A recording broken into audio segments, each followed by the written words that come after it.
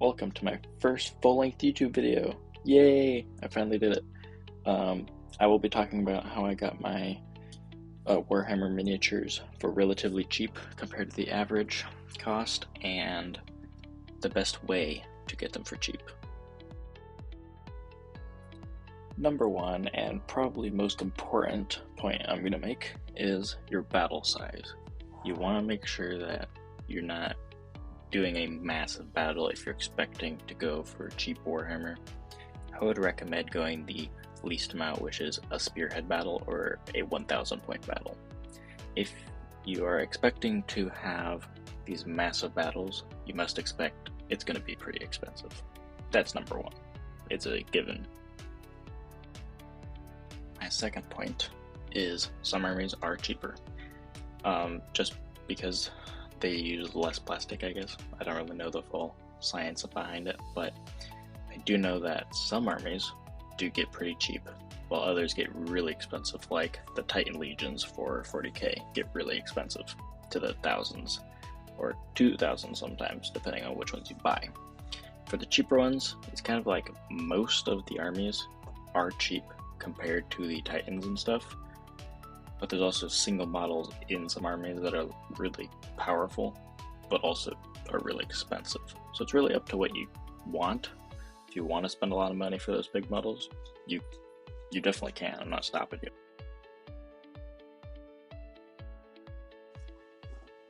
you. Another really expensive part of Warhammer is all the rules, because if you want to do all these different factions, you need all the different rules.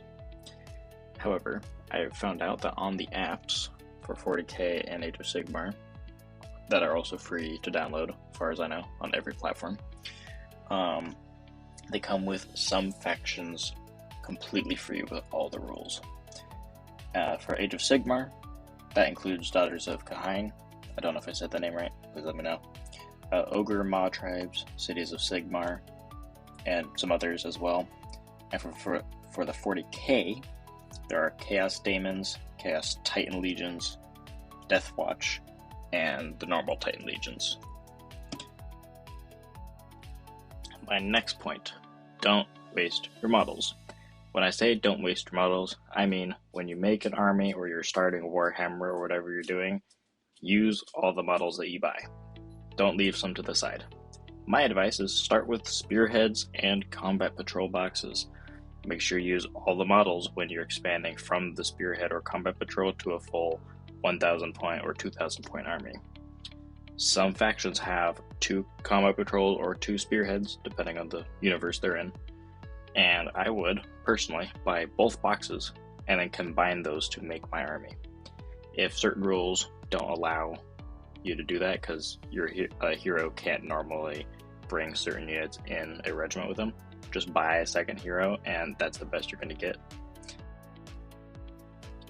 I want to start this off by saying I am not sponsored by Army Painter, but I love them a lot, so I would recommend Army Painter if you're looking for a good in the medium of cost for paints, for miniatures.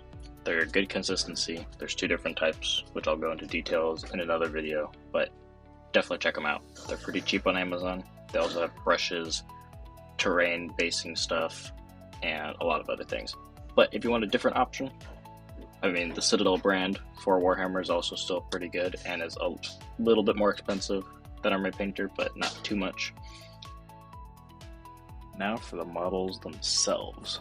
You don't need to buy them from Warhammer. You can buy them from anywhere that's legal. I bought most of mine from Amazon. They do flash sales, Black Friday sales, random sales, just whenever. That's normally when I get them for pretty cheap, 25% off sometimes. Pretty great. Another one would be eBay, where you can get specialized ones. Like if you, for example, I didn't want all 10 Vanguard Hunters for my Stormcast army. I just wanted 5.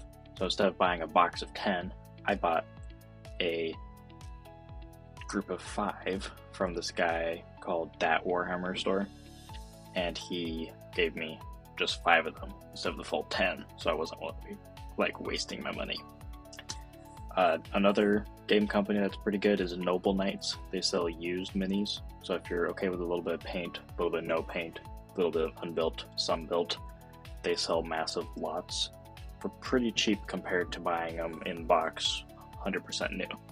But I would not recommend them if you like the building process very much, because normally most of them are already built. So those are some great stores to go check out if you really want to get your models for around 50% off. If you have a 3D printer, I would recommend printing your models if you have the time and energy. The small setbacks or drawbacks to it are that you won't get super quality miniatures like Warhammer, because you'll have some print lines even with a really small nozzle, and if you're not very skilled at it like I am, you'll have a lot of trouble with making sure you get your print settings right and all that. And then also finding free files, you might have to buy them or make your own. And then also legal things with Warhammer. There are certain legal things that I don't remember all of them, but there are some things where you can't print some of their models.